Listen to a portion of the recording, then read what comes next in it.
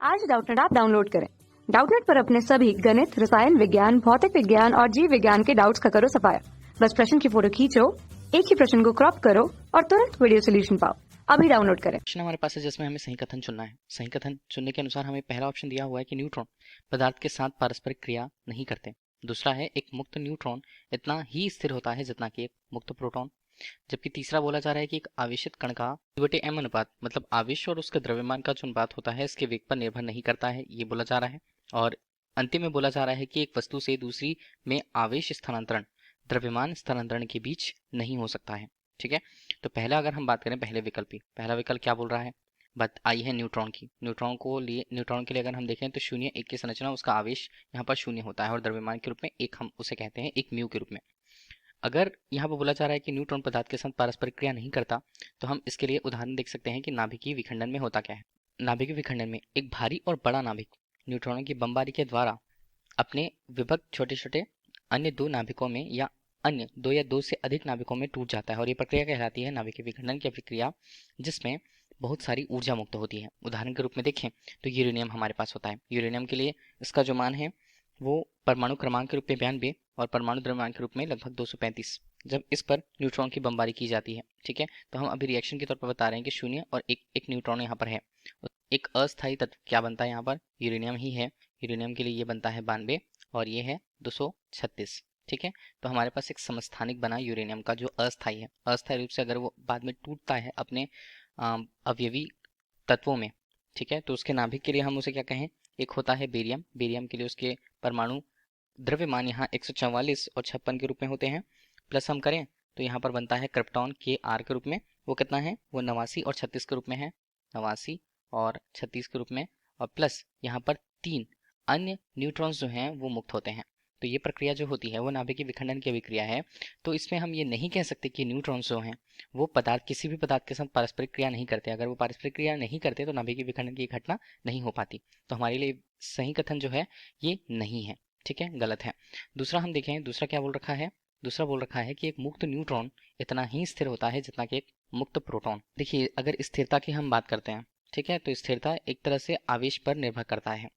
Neutron हमारे पास जो होता है 0 1 के रूप में एक अनावेशित कण है।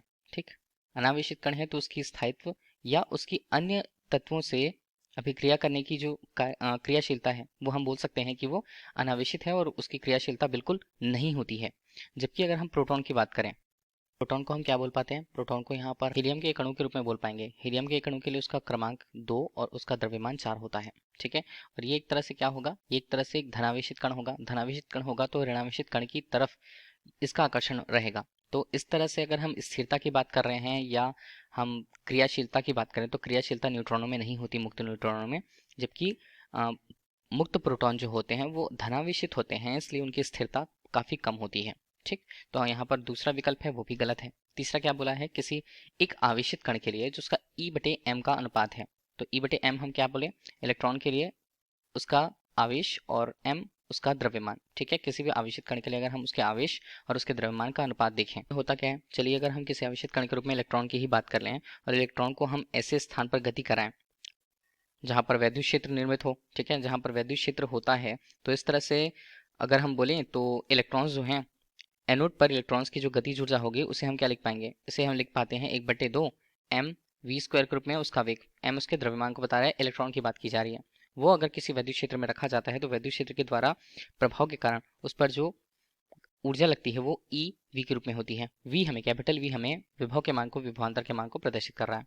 ठीक, इस तरह का अगर हम v² का मान देखें तो वो कितना होगा, EV/m, मतलब 2 EV/m के रूप में मान होगा। ठीक है, तो वेग का मान देखें तो वो किसके बराबर है, E यहाँ पर 2 EV/m और उसके वर्गमूल के बराबर है। तो इस तरह से वेग किससे संबंधित है, वेग E/m के अनुपात से संबंधित है। मतलब ये वेग पर निर्भर नहीं करता बोल रहा है, तो ये गलत है, वेग पर ये निर्भर कर रहा है।